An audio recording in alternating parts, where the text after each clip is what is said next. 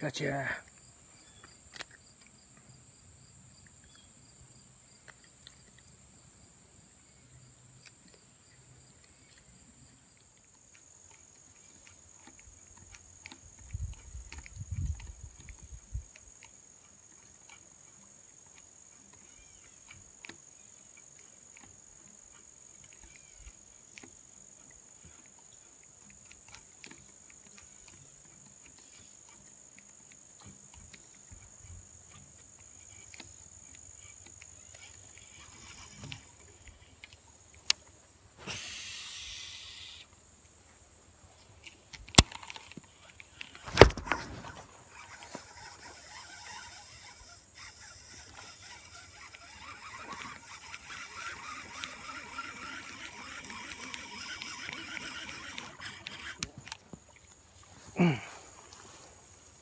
Just like that.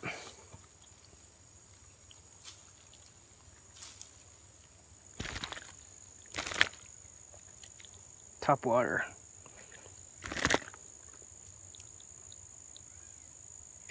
Got him. Took him on the top water mouse. Boy, he hit that hard. I hope I got that on video. Just in the top lip. Has a scar on his belly. Nice fish though. Alright. Nice. That shows you how effective topwater baits can be, especially in heavy cover. That fish came 12 feet from the bank out from under a tree to hit that lure.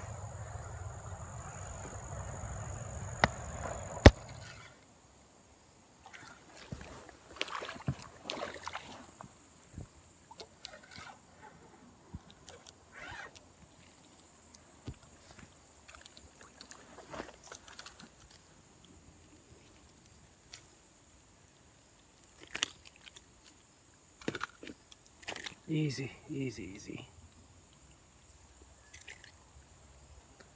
Nicely done. Caught on the turtle backworm. Right there it is. Nice fish.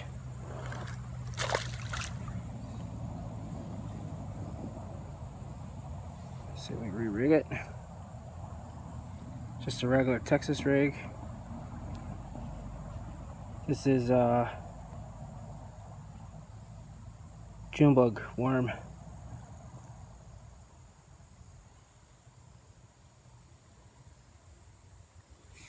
See the colors in it? Looks like a green and purple with a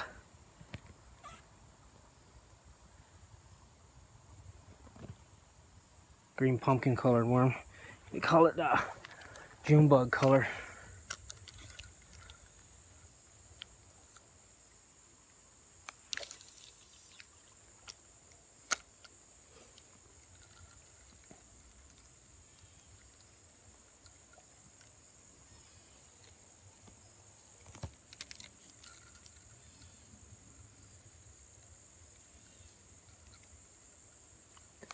Texas rig worms, that you have to let them take it a little bit. So a lot of times they'll hit it and they'll just grab it, and then you'll feel 2 or 3 little more taps on it, and that's the fish actually taking it into his mouth. So you have to let him have it for a second or two and then strike. If you strike too soon, you're just going to pull the bait out of his mouth.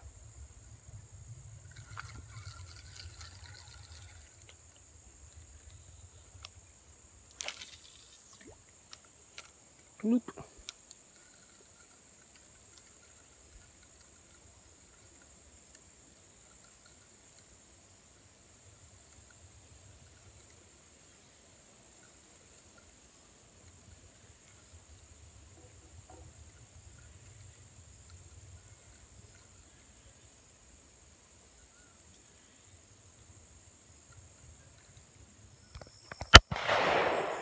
Just a little fish this time.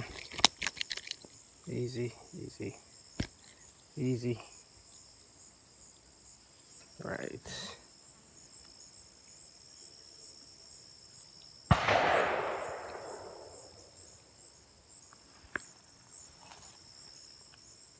Little bass. The little bass become big bass. Oh, thick slop. There he goes.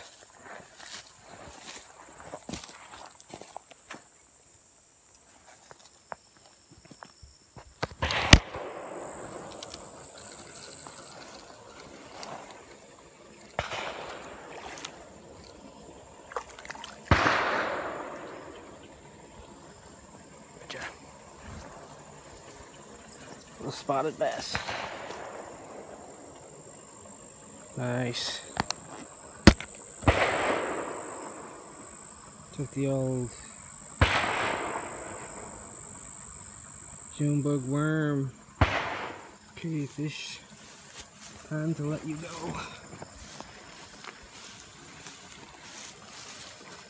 Like I said, little bass grow into big bass. In you go. I'm going to give you an overview of some of the equipment to use today. Obviously I caught some fish on topwater. I had covered that in another video. I'm going to cover the worm today, the most simple basic bait for lots of different types of fishing. It's a soft plastic worm. They've been catching fish for years and years and years. There's so many different fancy baits today. Sometimes a worm is still just a good choice to fish. It's simple, and it's a basic technique that anybody can use. As you can see, there's lots and lots of different worms, all different types, all different actions. You would start with something like this. This bubblegum pink worm is a floating worm, so it won't sink even with the weight. I have like a real small 1/4 ounce weight rigged on this. It's Texas rigged on a 1/0 hook, a real light hook, so it doesn't provide a lot of weight. This worm will float, and you can twitch it and jerk it, and it will zigzag in the water, floating over weeds. It works really good for clear water. This is a finesse worm. This rigged on what's called a shaky head, or a jig worm. This worm would sit on the bottom, the weight, and the worm would actually float up, and then you would shake the rod tip just real slightly, and it will cause the worm to sit there, and the tail would flick up and down. Or you can bounce it on the bottom too. You could, pull it up and down, let the worm jig up and down.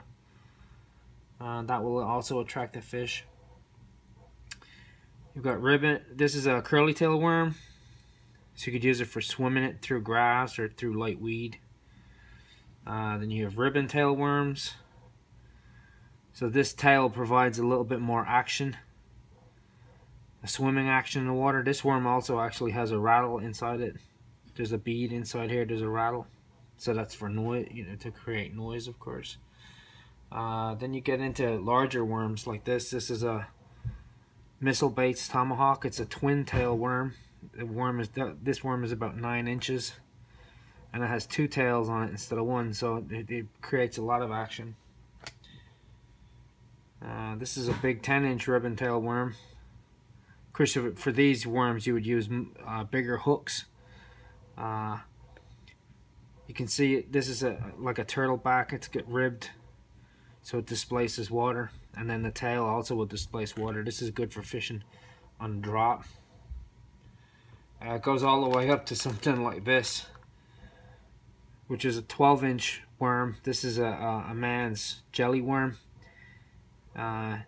Usually with these type of worms, they would Carolina rig in the summer with it in deep water, and they would use a really large hook, a 6/0 or a 7/0, big extra wide gap hook, and they would, like I said, they would either flip it or to fish it in deep water for summertime, or they'd drag it on a Carolina rig, and a big bait catches big fish. The worm that we used today was a Berkeley power bait. It's a shaky worm. It's a turtle back. It's got the little humps on the back of it, and then the other side of the worm is flat. So when you drop it into the water, if you rig it with the turtle back to the top, it will actually glide. It won't fall straight down. It will actually glide in the water because of the flat bottom. This was a Junebug one. Just a simple worm. We went through a few of them today. There's lots of different ways to rig worms. I could talk for 3 hours about worms. There's so many different types and sizes, but they're simple and effective, and it's a good method to catch fish. Obviously, you want to keep the size of the worm relevant to the size of the fish that you're fishing for. You would use any bass would have no problem eating that. That's a 4.5, 5-inch worm. They go, like I said, all the way up to 12 inches. So you just match the size of the worm to the size of the fish that you're after. You can Texas rig them, you can Carolina rig them, you can wacky rig them. All sorts of different types of ways to do it, and they all work. Given the conditions and what depth of water the fish are laying in. Usually I would fish worms. Today I was fishing very shallow water. It was 2 to 3 feet.